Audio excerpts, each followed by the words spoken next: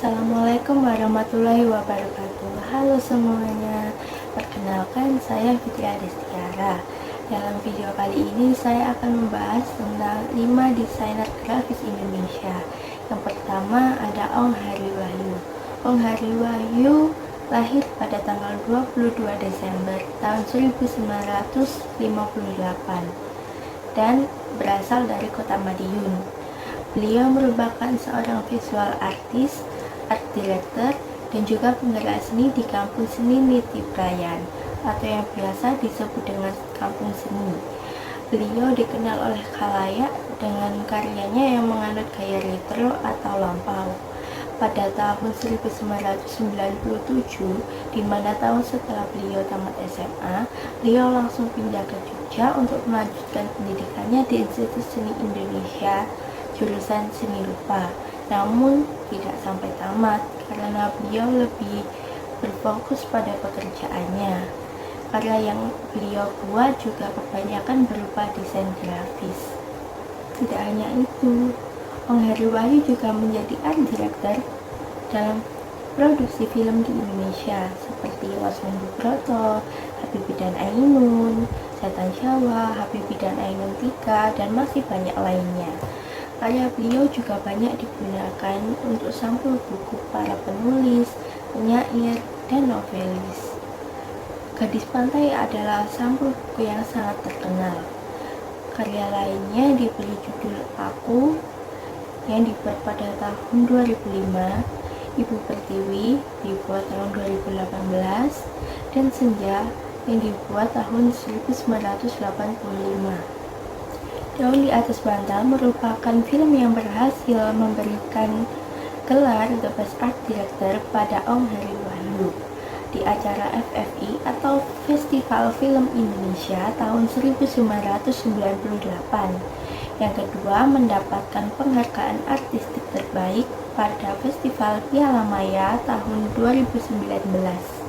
Tokoh yang kedua yaitu Ignatius Hermawan Tanzil. Ignatius Hermawan Tanzil adalah penduduk asli Jakarta dan lahir di Bandung. Beliau bersekolah di salah satu sekolah desain di Amerika Barat, yaitu California College of the Arts atau CCA, dan lulus pada tahun 1985 dengan gelar di bidang seni rupa.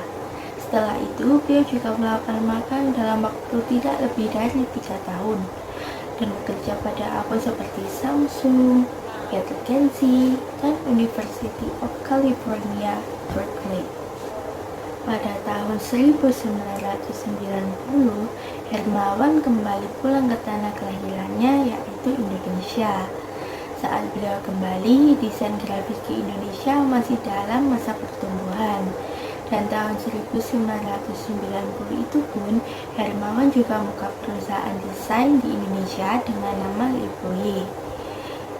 Nama Le Boyer tersebut diambil dari bahasa Prancis yang artinya mata yang baik. Perusahaan Le Boyer tersebut pada saat itu hanya memiliki 23 karyawan dan 57 desainer. Beliau memiliki style berupa idealisme kuat, namun bercampur dengan tradisi dan budaya lokal, sehingga tradisi dan budaya lokal tidak terlupakan. Bersama adalah karya kolaborasi dari 3 kreator, yaitu Gregorius Sopiolodi, Ignatius Hermawan Tanzil, dan Indra Leonardi. Karya tersebut adalah karya yang diciptakan untuk memberikan energi positif untuk selalu bersama membangun lingkungan yang kreatif. Lalu karya yang kedua ada Noir Noir yang dibuat pada tahun 2008 dan menjelaskan tentang satu dunia satu bendera. Dan yang terakhir ada Studio Le Boyer. Le Boyer mengkhususkan dalam branding dan materi pemasaran lainnya. Ignatius Hermawan Tanzil mendapat banyak penghargaan desain lokal dan internasional seperti majalah How, Communication Arts, Type Theater Club, dan penghargaan lainnya karena perusahaan yang beliau dirikan yaitu perusahaan Le Boyer. Tokoh yang ketiga yaitu Ayub Matamera Communication. Ayub merupakan seorang pejuang industri kreatif yang juga aktivis profesi desain grafis. Beliau pernah menjabat sebagai ketua ADGI dan pernah menempuh pendidikan di Universitas Udayana dan Institut Seni Indonesia Denpasar, Bali. Beliau memiliki prestasi sebagai penggagas Mata Merah Communication pada tahun 1991 dan Duta Kreatif Entrepreneur Network Asia Pasifik di Thailand pada tahun 2009. Beliau memiliki kreativitas tinggi dalam mengembangkan sebuah produk menjadi karya seni berunsur kuat. Ayub memiliki beberapa karya. Yang pertama, Mata Merah Communication. Yang kedua, Craft Connection. Craft Connection sendiri sebagai wadah kerajinan yang nantinya akan dikembangkan untuk menciptakan ide baru. Dan yang ketiga, Manajemen Fasilitator pada tahun 2017. Yang keempat yaitu Danton Sihombing. Danton Sihombing lahir di Jakarta pada tanggal 5 November tahun 1968. Beliau merupakan salah seorang desain grafis asal Indonesia. Danton Sihombing juga pendiri dan direktur utama dari Inkara Brand Consulting. Inkara Brand Consulting sendiri adalah salah satu konsultan merek lokal di Indonesia. Sebelum mendirikan Inkara Brands Consulting, beliau dulu pernah bekerja di berbagai perusahaan dan terakhir sebagai pengarah seni di perusahaan desain dan pemasaran Elite Graphic Arts atau EGE Manhattan, New York pada tahun 1997 sampai 1998.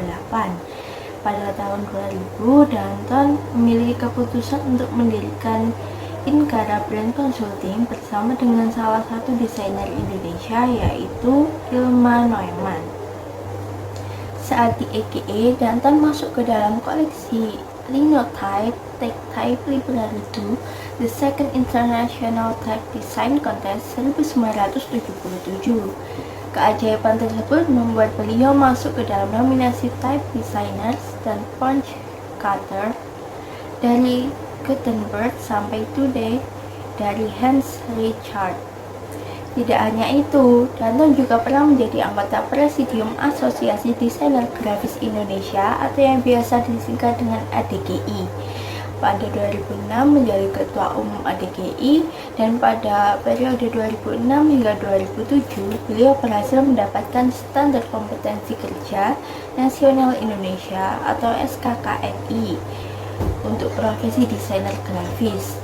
Menteri Tenaga Kerja dan Transmigrasi telah mengesahkannya. Danton juga pernah menjadi juri tingkat nasional untuk Indonesia Good Design Selection 2002 dan 2003, kompetisi logo Bank Sulsel 2005, BMW Young Designer Award 2006, British Council International Young Design Entrepreneur of the Year Award 2006. Beliau juga menjadi moderator dan pembicara seminar tingkat nasional dan internasional seperti Entrepreneurship for Graphic Designer, The Power of Typography in Visual Communication, Think Big with Design, dan lain-lainnya.